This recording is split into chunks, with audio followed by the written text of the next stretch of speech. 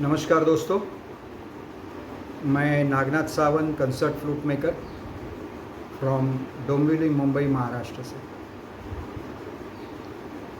आज हम ये जो वीडियो बना रहे हैं उसका कारण कुछ विशेष है। हमें जितने भी सारे फ़ोन आते हैं उसमें एक चीज़ सामने से बोलते वक्त में सुनने में आती है कि सर हमें अच्छी फ्लूट चाहिए। पर ये अच्छी फ्लूट इसका मतलब क्या है? काफ़ी सारे बांसुरी मंगाने वाले ये जानना चाहते हैं कि सर अच्छी फ्लूट होती है मतलब क्या होता है? क्या कीमत उसकी ये तय करती है कि ये फ्लूट अच्छी है, या उसकी खूबसूरती नक्की करती है कि ये फ्लूट अच्छी है? क्या बेचने वाला जिस तरीके से उसे पेश करता है ये नक्की करती है कि ये फ्लूट अच्छी है? तो ऐसी क्या क्राइटेरिया है जिससे हम ये मालूम कर ले कि ये फ्लूट अच्छी है या नहीं है, या अच्छी फ्लूट कौन सी होती है? तो आज ये कॉम्प्लेक्स जो अलग अलग तरीके से एक ही दिशा की ओर जाने वाले सवालों का मैं जवाब देना चाहता हूँ कि अच्छी बांसुरी मतलब क्या होता है, या कैसी बांसुरी होती है जिसे हम अच्छी बांसुरी समझें। तो सबसे पहले अच्छी बांसुरी का मतलब होता है, उसके नाम में है बांसुरी। अगर इसके दो डिवीज़न करें तो बांस और सुर ये दोनों जो है ये इकट्ठा आते हैं और बांसुरी ये वर्ड बनता है। तो जो बांस की बनी हुई है और जो सुरों में है वो बांसुरी। बांस की बनी हुई है लेकिन सुर में नहीं है तो वो केवल खिलौने वाली बांसुरी हो गई जो मेले में मिलती है। उसको इसी तरीके से देखना चाहिए कि ये बच्चों की खिलौने वाली चीज़ है, जैसे और खिलौने होते हैं जो आवाज़ करती है ब्लो करने के बाद। लेकिन जब भी हम ये सोचते हैं कि वो बांस की हो और साथ ही साथ में सुरों वाली हो, तो वो जो होती है वो वास्तव में बांसुरी होती है। अभी ये सुरों वाली का मतलब क्या है? तो वैसे सुरों में अगर बांसुरी हमने खरीदनी है तो बांसुरी वैज्ञानिक तत्वों से विज्ञाननिष्ठ गणितीय सिद्धांत को पास करना चाहिए। उसने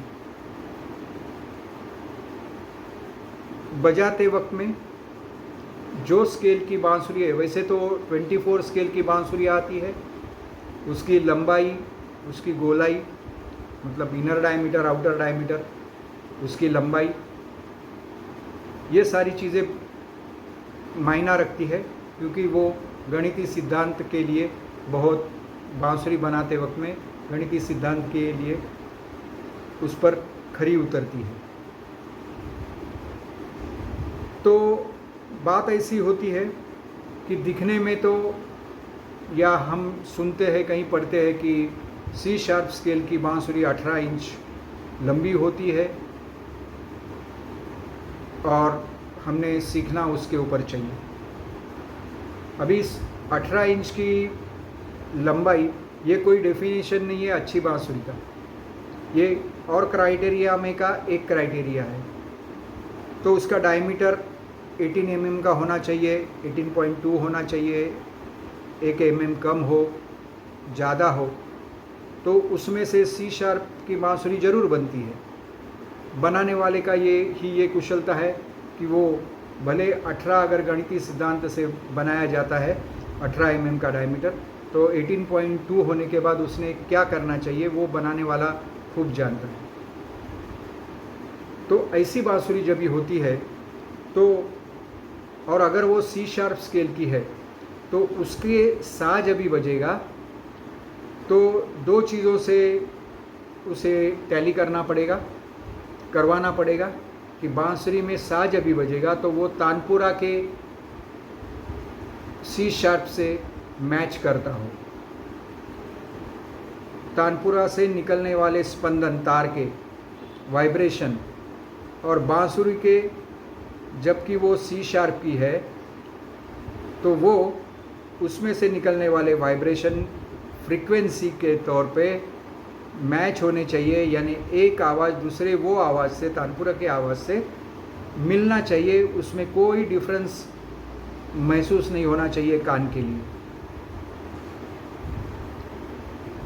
तो वो बांसुरी सी शार्प की होगी।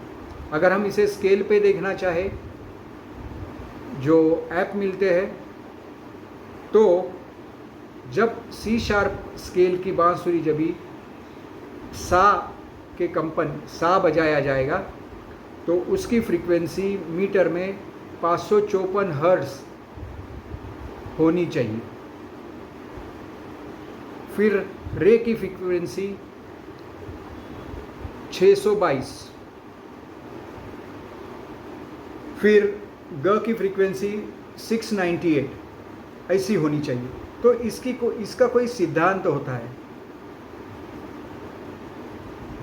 शास्त्रीय परिभाषा में ये बांसुरी बनाई गई है ऐसे माना जा सकता है, जबकि ये गणितीय सिद्धांत है, ये जो वाइब्रेशन, ये जो हर्ट्स वाला सीक्वेंस है, जबकि स्पेसिफिक स्केल की बांसुरी है, तो ये आउटपुट हमें मिलना चाहिए। वो सुराखों की जगह से, वो होल की जब भी ओपन होगा तभी वो हमें मिलना चाहिए। तो इस तरीके की जो बांसुरी होती है जिसमें ये सभी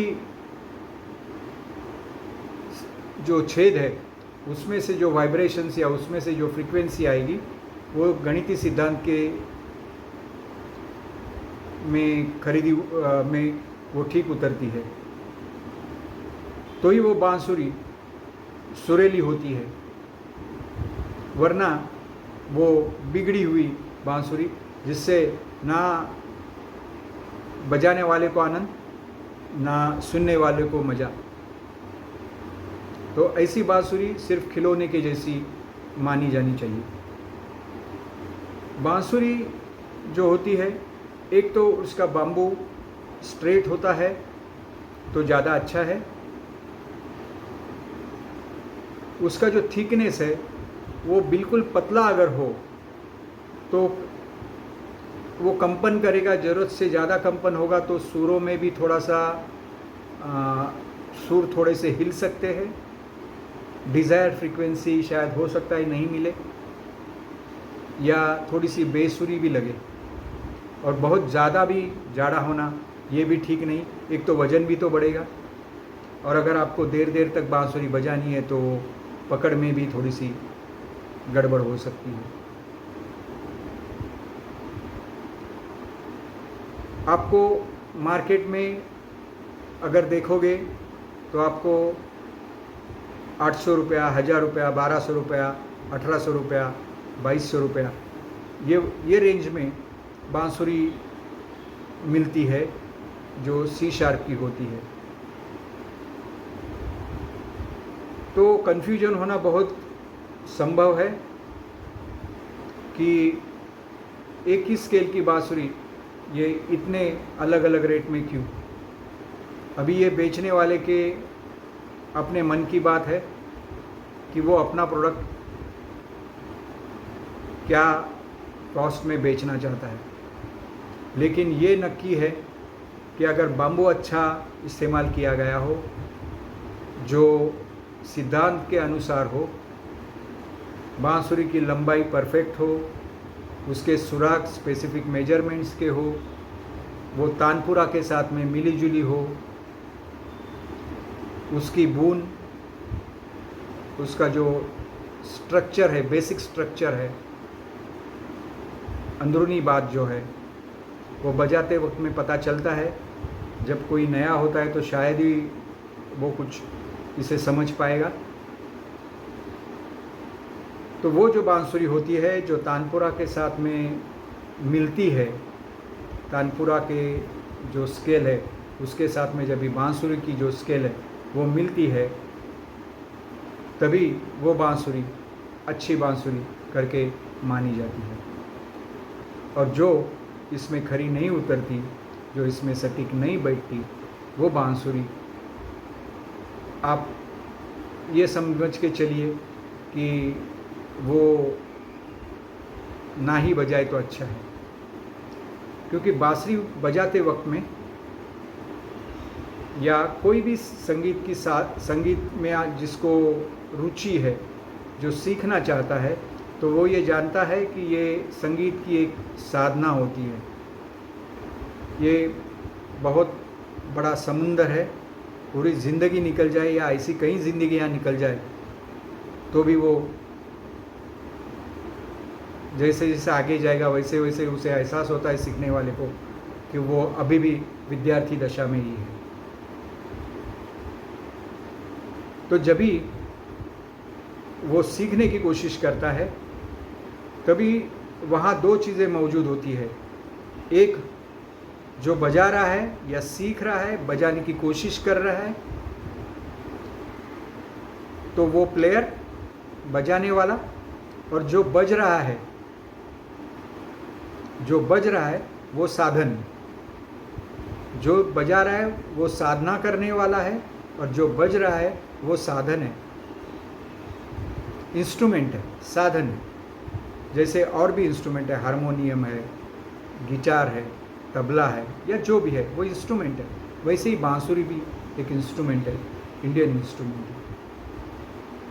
तो अगर वाद्य, एक तो दो हिस्सों में का दो जो चीज़ें हैं, बजाने वाला और बजने वाला, उसमें से बजाने वाला तो सीख रहा है, वो विद्यार्थी दशा में है, और जो बजने वाला है वो अगर साइंटिफिक नहीं है,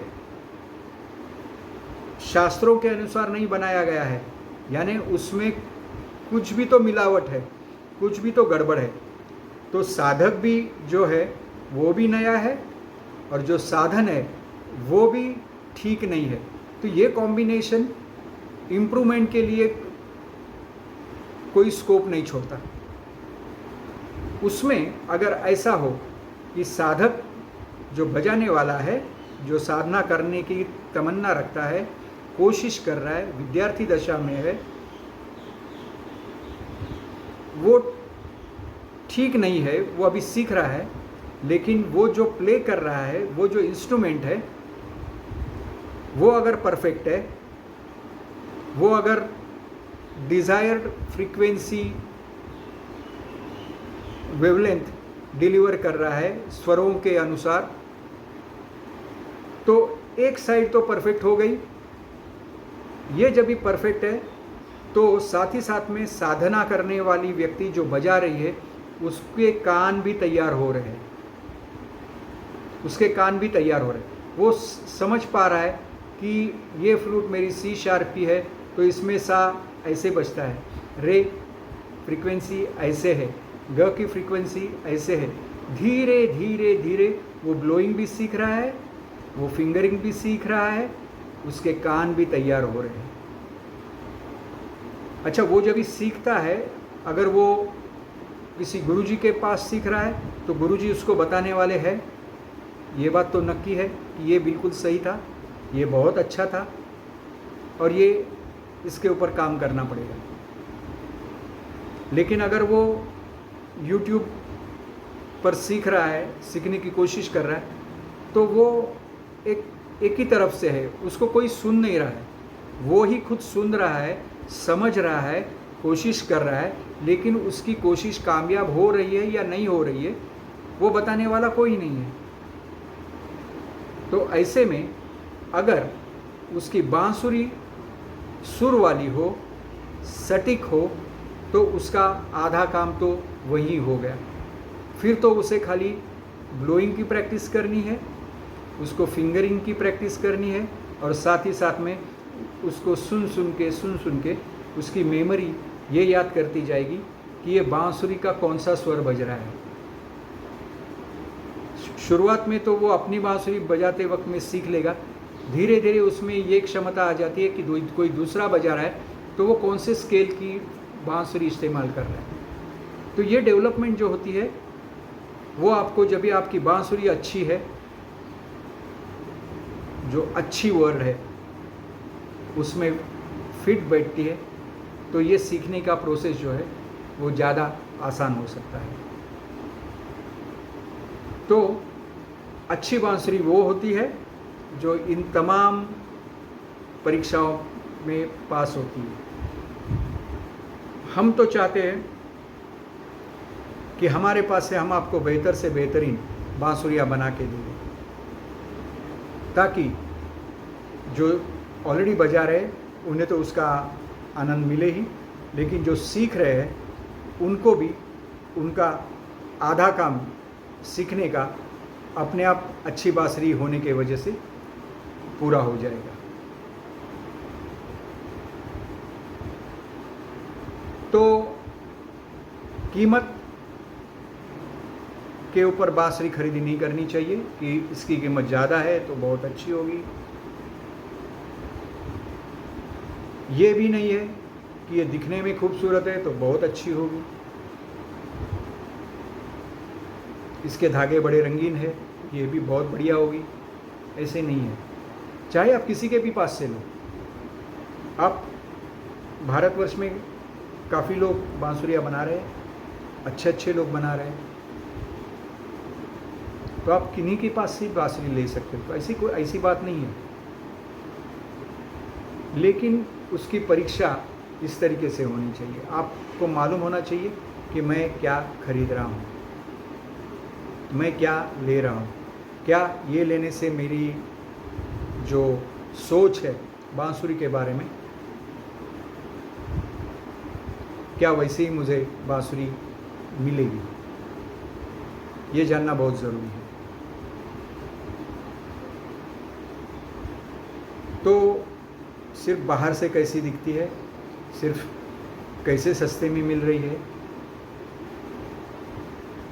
या बहुत कीमत है तो बस मैं ले ही लेता हूँ, ये भी नहीं होना चाहिए। वैसे बाकी आप समझदार हैं, आपको पता है आपको क्या चाहिए, आपकी अपनी कोई फिनेंशियल बजट सिस्टम होती है। हो सकता है आप समझ पा रहे हो कि ये जगह से मैं लेना चाहता हूँ, लेकिन या उनके आपने वीडियो सुने हैं तो या देखे हैं तो मैंने यहाँ से लेनी चाहिए, वो अच्छी बांसुरियाँ है, लेकिन मेरे बजट में नहीं है, तो थोड़ा सा इंतज़ार करके आप जब भी ले बांसुरी ले जो बांस की हो और जो सुरीली भी हो।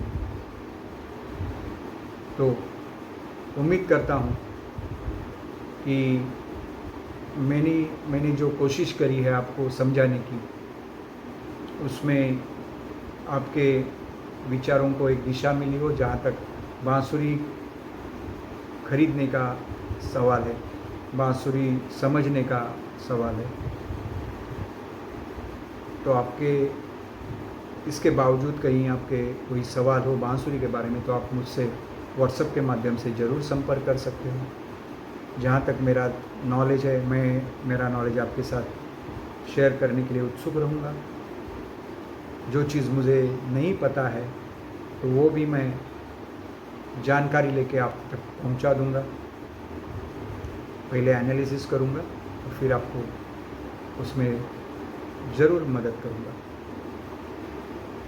तो उम्मीद करता हूँ कि आप की अच्छी बांसुरी की जो ज़रूरत है वो मैं भी आपकी अच्छी बांसुरी की ज़रूरत पूरी करूँगा।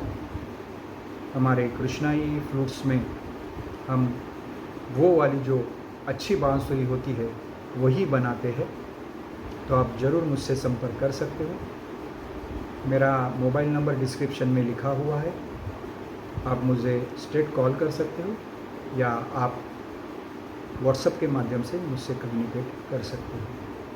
हम आपको बेहतर से बेहतरीन